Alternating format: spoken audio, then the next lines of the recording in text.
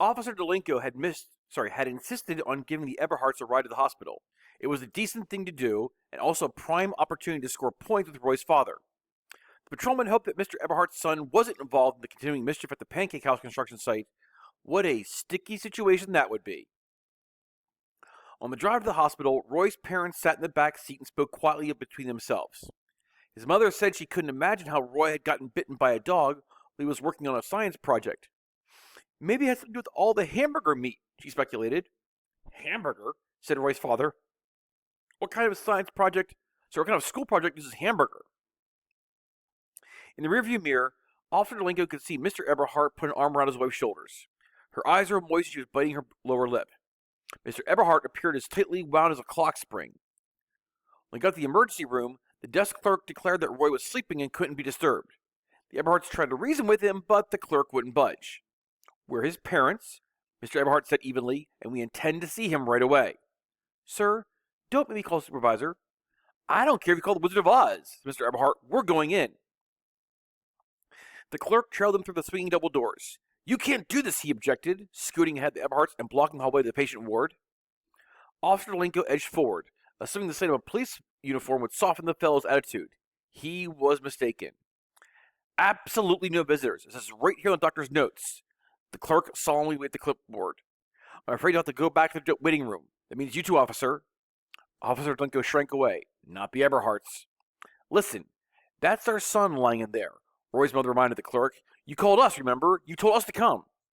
Yes, and you may see Roy as soon as the doctor says it aloud. Then page the doctor. Now. Mr. Eberhardt's tone of voice remained level, but the volume had gotten much louder. Pick up the phone and dial. If you've forgotten how, I'll be happy to show you. The doctor's on a break. She'll be back in 25 minutes, the clerk said tersely. Then she can find us right here, Mr. Eberhardt said, visiting her injured son. Now, if you don't move out of the way, I'm going to dropkick you all the way to Chokosloki. Understand? The clerk went pale. I'm reporting you to my supervisor. That's a dandy idea. Mr. Eberhardt brushed past and started down the hall, guiding his wife by the elbow. Hold it right there, snipped the firm female voice behind them. The Eberhardt stopped and turned. Emerging from a door marked staff only was a woman wearing baby blue scrubs and a stethoscope. I'm Dr. Gonzalez. Where do you think you're going? To see our son, replied Mrs. Eberhardt. I tried to stop them, the desk clerk piped up. You're Roy's parents? The doctor asked the Eberhardts. We are. Roy's father noticed Dr. Gonzalez eyeing him with an odd curiosity. Pardon me, this is out of line, she said, but you sure don't look like you work on a crab boat. What on earth are you talking about? Roy's mother said. Is everyone in this hospital a total wacko? There must be some mistake, Officer Delinko interjected.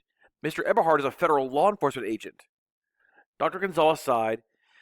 We'll sort this out later. Come on, let's go peek in on your boy. The emergency patient ward had 6 beds, 5 of which were unoccupied. The 6th bed had a white privacy curtain drawn around it. We've got him on IV antibiotics. He's doing pretty well, Dr. Gonzalez said in a low voice. But unless we find those dogs, he'll need a series of rabies injections. Those are no fun. The Eberhardts locked arms as they approached the enclosed bed. Officer Delinko stood behind them, wondering what color shirt Roy would be wearing. In the patrolman's pocket was the bright green scrap of clothing they had snagged on Mother Paula's fence. Don't be surprised if he's sleeping, the doctor whispered, gently pulling the curtain away. Nobody said a word for several moments. The 4 grown-ups just stood there, blank-faced, staring at the empty bed. From a metal rig hung a plastic bag of ginger-colored fluid, the intravenous tube disconnected and dangling to the floor. Finally, Eberhardt gasped, Where's Roy? Dr. Gonzalez's arms flapped helplessly. I don't know. You don't know? Mr. Eberhardt erupted. 1 minute, an injured boy's asleep in this bed, and the next minute, he's vanished? Officer Delinko stepped between Mr. Eberhardt and the doctor. The patrolman was afraid that Roy's father was upset enough to do something he might later regret. Where is our son? Mrs. Eberhardt demanded again. The doctor buzzed for a nurse and frantically started searching the emergency ward. But he was the only patient here, Mr. Eberhardt said angrily. How can you possibly lose the one and only patient you've got? What happened? Did aliens beam him up their spaceship while you were on your coffee break? Roy, where are you? Cried Mrs. Eberhardt. She and Dr. Gonzalez began checking beneath the other 5 beds in the ward. Officer Delinko whipped out his portable radio and said, I'm calling for backup. Just then, the double doors of the waiting room flew open. Mom! Dad! I'm right here! The Eberhards practically smothered their son with a tandem hug. Little devil, chuckled Officer Linko, holstering his radio. He was pleased to see that Roy wasn't wearing a torn green t-shirt. Whoa! And Dr. Gonzalez clapped her hands sharply.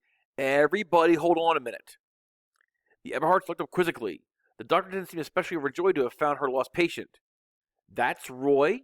She asked, pointing at their son. Of course. Who else would it be? Mrs. Eberhard kissed top of his head.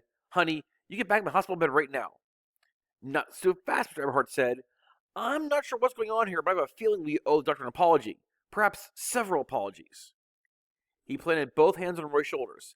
Let's see those dog bites, partner. Roy lowered his eyes. I didn't get bit, Dad. It wasn't me. Mrs. Eberhard groaned. Okay, now I get it.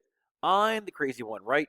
I'm the raving loony bird. Folks, excuse me, we've still got a major problem, Dr. Gonzalez said. We've still got a patient missing. Officer Delinko was thoroughly confused. Once again, he reached for his radio in anticipation of calling headquarters.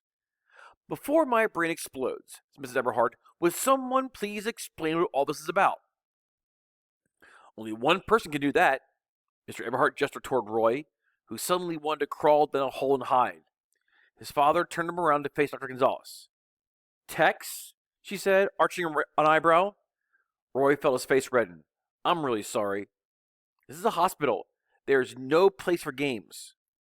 I know it's not. I apologize.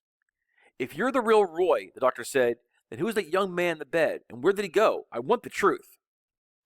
Roy stared at tops of his sneakers. He couldn't remember another day in his life where so many things had gone so wrong. Son, his father said, answer the doctor.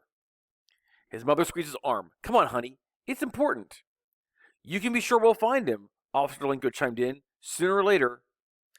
Bleakly, Roy looked up to address the grown-ups. I don't know the boy's name and I don't know where he is, he said. I'm sorry, but that's the truth. And technically, it was.